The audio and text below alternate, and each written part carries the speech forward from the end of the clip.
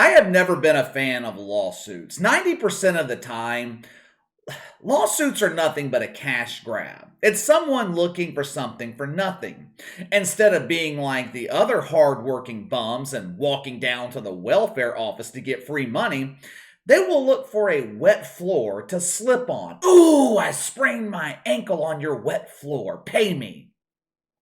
One of the many reasons I don't like lawsuits, it takes away personal responsibility. It is not Walmart, it is not the gas station's fault that your dumbass is clumsy and can't walk on a wet floor. It's your fault. We have a crisis in this country when it comes to personal responsibility. Everyone's looking to blame someone else for their problems. My father spanked my ass when I was 8 years old. That's why I grew into a useless shit fuck. The two lawsuits that we're going to talk about today, neither one is about shifting personal responsibility to someone else. It's quite the opposite, actually. They are both holding someone else accountable for their ignorance and closed mind. One of these lawsuits I support 100%. The other, while I understand the reasoning behind it, I just think it's a complete waste of time and it's going to change absolutely nothing. We are going to start with Sage Steele. I like Sage Steele. She's intelligent. She's a beautiful woman, well-spoken, courageous. She's one of the only common sense voices working at the worldwide leader of woke. Sage Steele goes to work every day surrounded by some of the biggest victims in the mainstream media. Damn near everyone working at ESPN wants to be a victim. If they're not the victims themselves, they are victimizing their own community. The NFL hates black coaches. Look at all these rednecks discriminating against Leah Thomas. Clearly, Leah Thomas is a beautiful woman. Don't you see it? Just because she has a propeller in her pants doesn't make her a man. Leah Thomas still dreams at night of getting rammed by Chad Thundercock. This makes her a heterosexual woman. Speaking of the deranged, and I know this is a bit off topic here, but did you guys see the Japanese dude who's married to a fucking robot? He calls himself a fictosexual. This fucking idiot is actually married to a computer, has the wedding ring and all. Forget about blow-up dolls. That is so 90s. In 2022, the freaks and weirdos who can't bang an actual breathing woman stick their dinkies in computers instead. This guy made international news this week because the tech company who built his wife, they quit supporting the software. There was a bug in her system, probably because he soaked her motherboard in his stinky jizz. So now Alexa can no longer communicate with him. She's essentially dead, but don't worry. He's not letting a little hardware, software problem get in the way of true love. He meant his wedding vows. He is staying with his mute computer who can't talk to him. He's not going to go hit up Tinder to find another bot to fuck. If you Google the story and get a look at this guy, you will understand why he is banging his desktop. But anyway, back to Sage Steele. She is suing Disney and ESPN, claiming they violated her rights to free speech. Last September, she was on Jay Cutler's podcast. She made some remarks about ESPN mandating the COVID vaccine. She also made what I thought were pretty innocent comments about Barack Obama. We covered all this on the channel last September, so if you want more detail on her comments, you can check out that video. Sage Steele is alleging that ESPN punished her for these comments. They took away assignments. They suspended her without calling it a suspension. They forced her to issue some bullshit apology that obviously she didn't mean. No one ever means a public apology. I can't fucking stand public apologies. What kind of sense does it make to apologize to complete strangers? I can picture how that conversation went between executives at ESPN and Sage Steele, forcing her to apologize. Sage, your comments about the Covey offended August. August is a 33-year-old non-binary baboon living in San Francisco. It goes by it pronouns. It heard your Covey comments and immediately jumped off the Golden Gate Bridge. You must apologize for August being a dumbass. In the lawsuit, Sage Steele is accusing ESPN of selective enforcement. The network, they allow people like Mina Kimes to push propaganda, make up fantasies, and be a complete shitfuck. Remember last month when Mina Kimes went on Twitter and said Colin Kaepernick has the ability to be a starting quarterback in the NFL? Remember that? Fantasy, propaganda. Now, ESPN didn't punish Mina Kimes for saying that, but when Sage Steele speaks the truth, the network retaliates against her. Because facts aren't allowed at the worldwide leader in woke. An example of factual information at ESPN is saying a person with a dick is actually a woman. For the last 2 years, ESPN has treated Sage Steele like a second-class citizen. This is why the entire premise of social justice is bullshit. Stephen A. Smith, he is constantly complaining about bias against black coaches in the NFL. Yet he has an example of clear bias against a black woman at his own fucking network. Yet he doesn't say a fucking word about it. He thinks that he can solve Sage Steele's problems with ESPN by giving her a woke hug. After all, it worked with Max Kellerman. Problem is, Sage Steele, she only likes to hug real men. I'm sorry, Stephen A., but it's okay. It's okay. Don't worry. Your boo Maxie, he is always down for one of your woke hugs. Just make sure to lube that finger before insertion.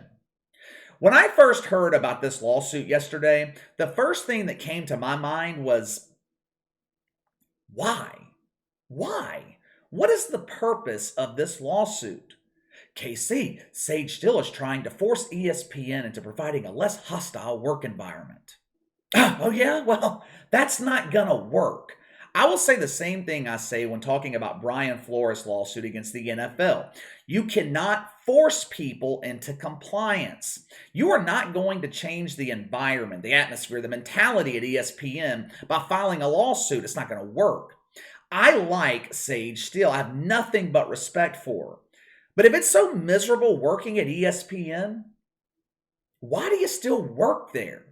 It's not like anything revealed in this lawsuit is going to be breaking news. At this point, everyone knows ESPN is driving the woke Titanic. Sage Steele alleges the comments that she made with Jay Cutler reflected her personal opinion and didn't reflect the opinions of ESPN. So, they had no reason to punish her. But this is just delusional. Number one, anyone with a functioning brain can figure out ESPN would never agree with Sage Steele's comments. But number two, when you work at a company, especially as a public figure, you represent the company 24/7, whether you like it or not. Doesn't matter if you're on ESPN's airwaves or Jay Cutler's podcast, you are still Sage Steele from ESPN. I hate defending ESPN, and I'm all about freedom of speech, but ESPN has the right to regulate the speech of their employees. If you don't like it, you have the right to find another job. I understand her grievance. I understand it's not fair, and it's not that Stephen A. Smith can bloviate bullshit while Sage Steele is punished for speaking the truth. But is anyone surprised by this at ESPN? It's ESPN. There's only one opinion allowed at the network. If you deviate from that opinion, you're not going to last long. Like I said 1,000 times, I think, I have nothing but respect for Sage Steele. I'm glad she's fighting back. I respect her for standing her ground, doing what she thinks is right. I support her for being the lone common sense voice at a network full of delusional dumbasses. I understand all that. I just don't understand the purpose of the lawsuit. I don't know what she's trying to accomplish here. It would be one thing if she filed this lawsuit wanting to expose ESPN, but there's nothing to expose here. We all know ESPN is trash. All right, let me get to the lawsuit that I support 100%. I don't talk about this shit fuck often because one look at her face makes me regurgitate. Those of you that have been following the channel a while, you know how I feel about Joy Reid. I'm all about freedom of speech, but I ain't gonna lie to you. Joy Reid needs a muzzle. This fucking woman is so vile, so evil. Joy Reid's just a disgusting human being. I cannot fucking stand this woman. We have a lot of fun here on the channel talking about Jamel Hill, Rex Chapman, Bomani Jones. All three of them are huge embarrassing failures. They're losers in media, but I don't think they're evil people. Joy Reid? I put Joy Reid in the same category as Keith Olbermann. They are two miserable, evil motherfuckers. I don't like using the word hate. I think it's a strong word, but if there is an adjective right under hate, that is my feelings about Joy Reid. She is another woke loser with entirely too much time on her hands. She's tweeted nearly 200,000 times. Matter of fact, the tweet I'm about to show you, it is from April 22nd. It took me 5 minutes of scrolling to find it because Joy Reid's tweeted so much the past 6 days. Her handle on Twitter is Joy Pro-Democracy Reid. Pro-democracy? The dean of Woke U, who teaches socialism and communism, claims she's pro-democracy? Joy Reid is pro-hypocrisy, not pro-democracy. Last week, she tweeted out allegations of child abuse against former NFL player Jack Brewer. What constitutes child abuse in the woke world of Joy Reid? Child abuse to Joy Reid is a man helping black children without fathers, helping black children who don't have access to decent food, helping black children stay off the streets. That bastard! How dare he feed these kids? That's child abuse. The reason Joy Reid accused Jack Brewer of child abuse?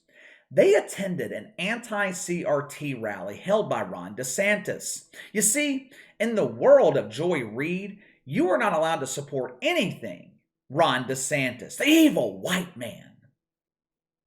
Actually, Ron DeSantis is Italian, you stupid fuck. Look at the last name. It's ironic because teaching critical race theory could actually be considered child abuse. Teaching kids sexuality, or in the case of people like Joy Reid, perverse sexuality, is actual child abuse. From what I've read about him, Jack Brewer, stand-up dude.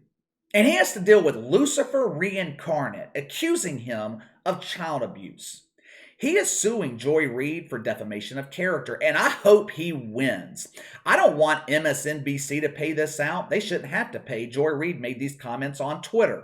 Joy Reid should have to pay, and I hope it is millions.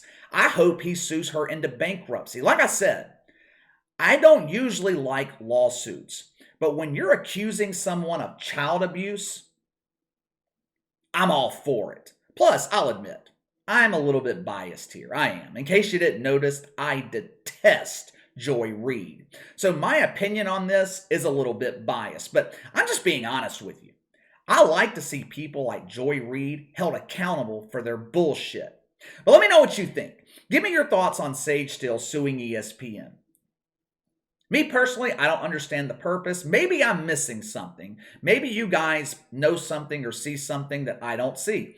If you do, let me know. I'm interested to hear about it. Sound off in the comments below. Make sure to like and subscribe. Click the notification bell to receive all notifications from the channel. Best way to contact me is by email at btlkc84@gmail.com, KC_BTL84 on Twitter. I'll see you guys later.